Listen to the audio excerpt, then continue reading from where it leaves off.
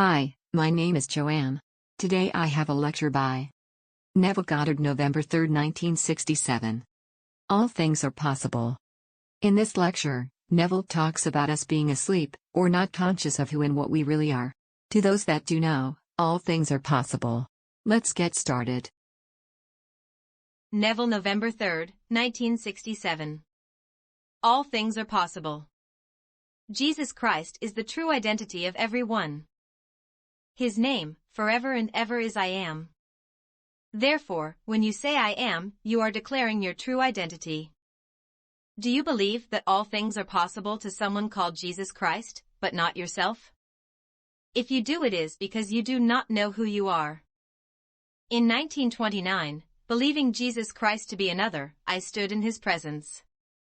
We embraced and I became the infinite love that I beheld, for at that moment I was incorporated into his body and became one with the risen Lord. Scripture tells us, no one has ever seen God except his only Son who is in the bosom of the Father, he has made him known. This is true, for 30 years later God's only Son made himself known to me. When I was incorporated into the body of God, I thought I was Neville. But 30 years later, when David of biblical fame exploded from within and called me Father, I knew I was God. Although to me the David who said, I will tell of the decree of the Lord, he said to me, Thou art my son, today I have begotten thee, lived 1000 BC, and was not in any way related to me. Yet now I know the truth of the words, no one has ever seen God until he who is in the bosom of the Father makes him known. Only when my whole being exploded and God's son David appeared in the Spirit and called me Father, did I know my true identity. Now I know from experience that I am Jesus Christ and that there is no other God, no other Savior. I also know that you and I came out of the body of the Lord Jesus Christ, and it is to that one body, one Spirit, one Lord, and God and Father of all, that we return via these experiences which take place within. Let me explain it in this manner. At the end of the 7th chapter of Luke it is said that Jesus forgave a woman of her sins, at which time those who sat at the table with him said, Who is that who forgives sins? Then he went from village to village, teaching the good news of the kingdom of God. Mary Magdalene, Joanna, and Susanna went with him, providing for him out of their means. The scholars of the Great Interpreter's Bible, considered the most scholarly work as of the moment, made this observation regarding this passage, and I am quoting accurately: Jesus did not depend upon chance hospitality, but was supported by wealthy women. Can you believe that? They are speaking of the man who said, Whatever you desire, believe you have received it and you will, and all things are possible to him who believes. Yet we are asked to believe that Jesus depended upon others. Why would these scholars say such a thing? Because they had not experienced Jesus Christ. This is not a story of 3 wealthy women, but of those who saw the empty tomb. These characters are eternal. They are those who told what they had seen by relating their own experiences. It is said that the apostles who heard did not believe, as it seemed to them but an idle tale. This is followed by a story that the risen Lord walked with these women and, although they did not recognize him, he asked, What is it all about? And one replied, Do you not know they crucified the great prophet who was delivered into the hands of the elders and the authorities? Then he said, Is it not necessary that Christ should suffer these things and then come into his glory? And, beginning with Moses in the law and all the prophets, he interpreted to them in all the scriptures the things concerning himself. Since it was late they asked him to remain, and while seated at the table he took bread, blessed and broke it. As he handed it to them they recognized him and he vanished out of their sight. This is not a story of a man who while dining breaks a piece of bread. I am the bread of life. One day, like a seed bursting itself, the bread of life will erupt, and the plan of salvation contained within that seed will unfold from within. When the bread of life breaks in you, David will call you Father in the Spirit. Prior to this revelation you will stand in the presence of the risen Lord, embraced and incorporated into his body.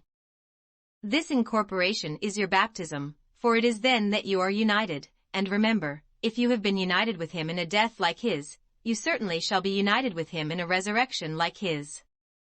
Notice the difference in tense. You have been united with him in death, and shall be united with him in resurrection. The seed has been broken and is breaking in all. You came out of yourself to enter this world, and you will return to yourself enriched by the experience. The word translated suffer in the sentence, is it not necessary that Christ should suffer these things and then come into his glory?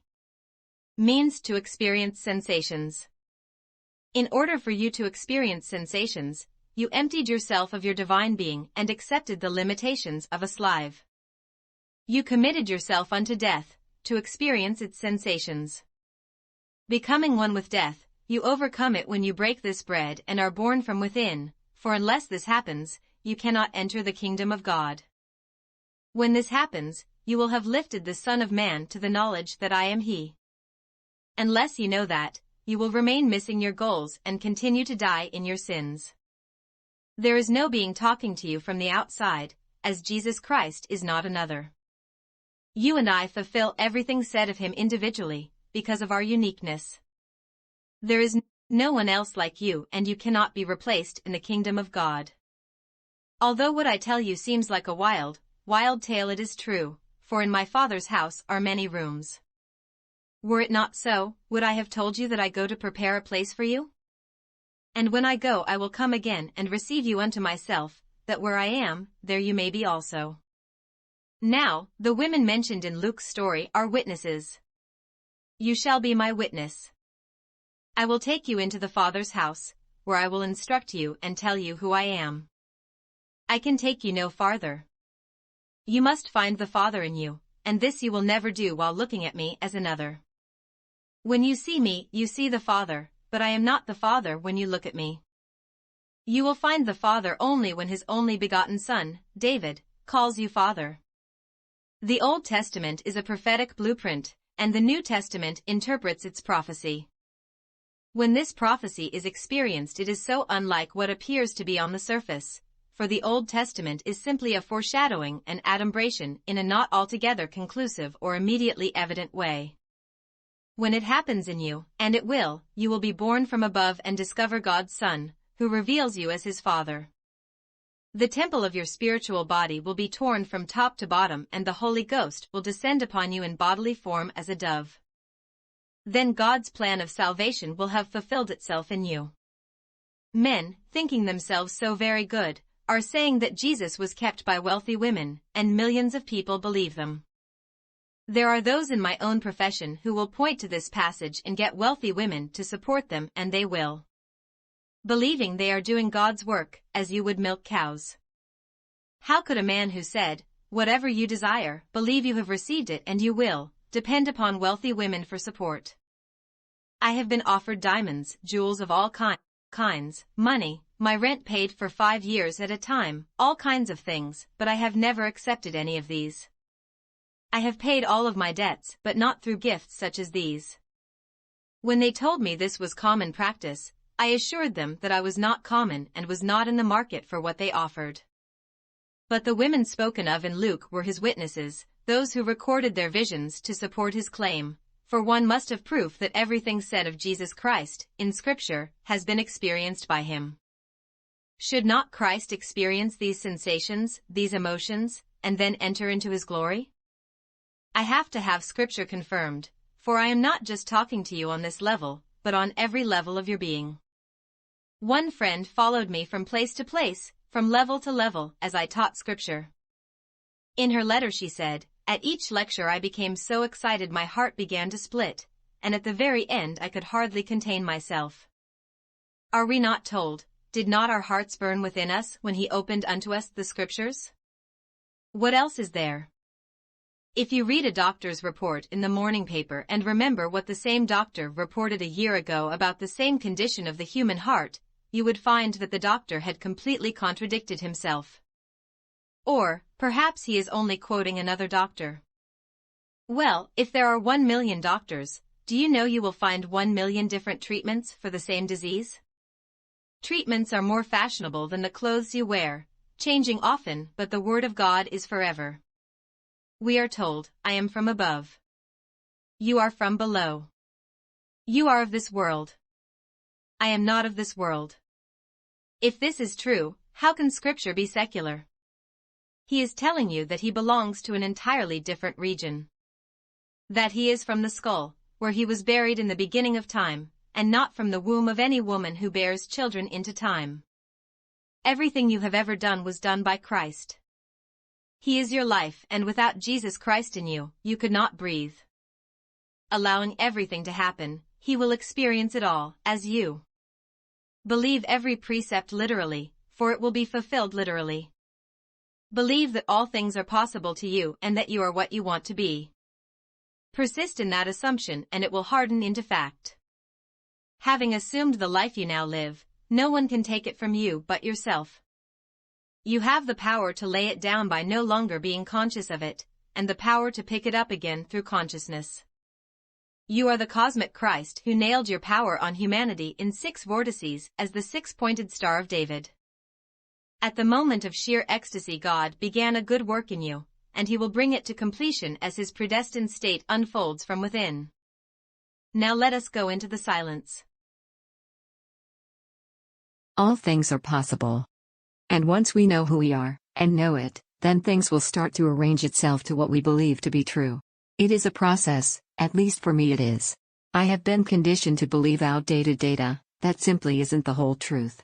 I have always believed in a higher power, but thinking it was on the outside. After reading and listening to Neville for months, day in and day out, he is really starting to answer a lot of questions I had, but didn't know how or who to ask.